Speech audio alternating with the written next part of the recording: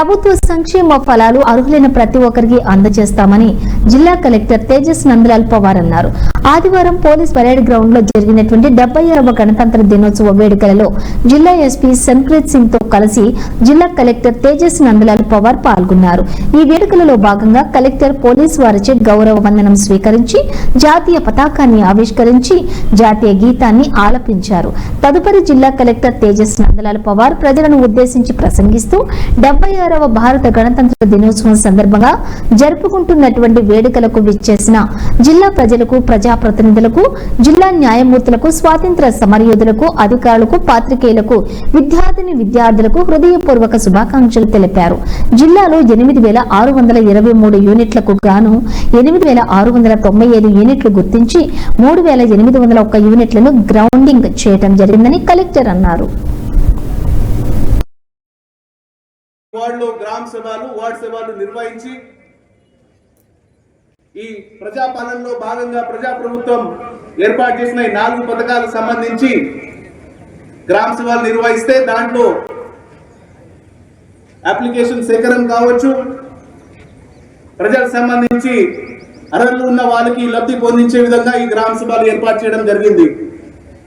అదే కాకుండా రైతు భరోసాతో పాటు ఇందిరమ్మ ఆత్మీయ భరోసా, భూమి లేని వ్యవసాయ కూలీలకి ప్రత్యేకంగా 20 రోజు ఉపాధి హామీ పథకం అంటే ఎంజీఎన్ఆర్జీఎస్ పథకం కింద 20 రోజు కుటుంబానికి పూర్తి చేసిన అర్హులకి 12,000 చెప్పున మనం కుటుంబానికి సహాయం అందించే విధంగా ఈ పథకం అమలు చేస్తూ ఉన్నాం.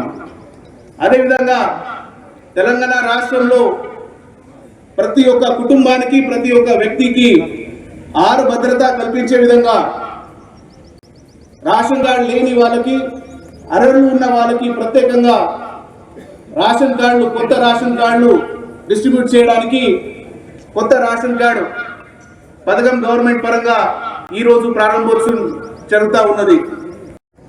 గత కొన్ని రోజుల క్రితం 21 జనవరి నుంచి 24 జనవరి వరకు ప్రతి గ్రామంలో, ప్రతి వార్డులో గ్రామ సభలు, వార్డు సభలు నిర్వహించి ఈ ప్రజాపాలనలో భాగంగా ప్రజాప్రభుత్వం ఏర్పాటు చేసిన 4 పథకాలకు సంబంధించి గ్రామ సభలు నిర్వహిస్తే దాంట్లో అప్లికేషన్ సేకరణ కావచ్చు, ప్రజలకు సంబంధించి అర్హులు ఉన్న వాళ్ళకి లబ్ధి పొందించే విధంగా ఈ గ్రామ సభలు ఏర్పాటు చేయడం జరిగింది. అదే కాకుండా రైతు భరోసాతో పాటు ఇందిరమ్మ ఆత్మీయ భరోసా, భూమి లేని వ్యవసాయ కూలీలకి ప్రత్యేకంగా 20 రోజు ఉపాధి హామీ పథకం అంటే ఎంజీఎన్ఆర్జీఎస్ పథకం కింద 20 రోజు కుటుంబానికి పూర్తి చేసిన అర్హులకి 12,000 చెప్పున మనం కుటుంబానికి సహాయం అందించే విధంగా ఈ పథకం అమలు చేస్తూ ఉన్నాం. అదేవిధంగా తెలంగాణ రాష్ట్రంలో ప్రతి ఒక్క కుటుంబానికి, ప్రతి ఒక్క వ్యక్తికి 6 భద్రత కల్పించే విధంగా రేషన్ కార్డు లేని వాళ్ళకి, అర్హులు ఉన్న వాళ్ళకి ప్రత్యేకంగా రేషన్ కార్డులు, కొత్త రేషన్ కార్డులు డిస్ట్రిబ్యూట్ చేయడానికి కొత్త రేషన్ కార్డు పథకం గవర్నమెంట్ పరంగా ఈరోజు ప్రారంభోత్సవం జరుగుతూ ఉన్నది.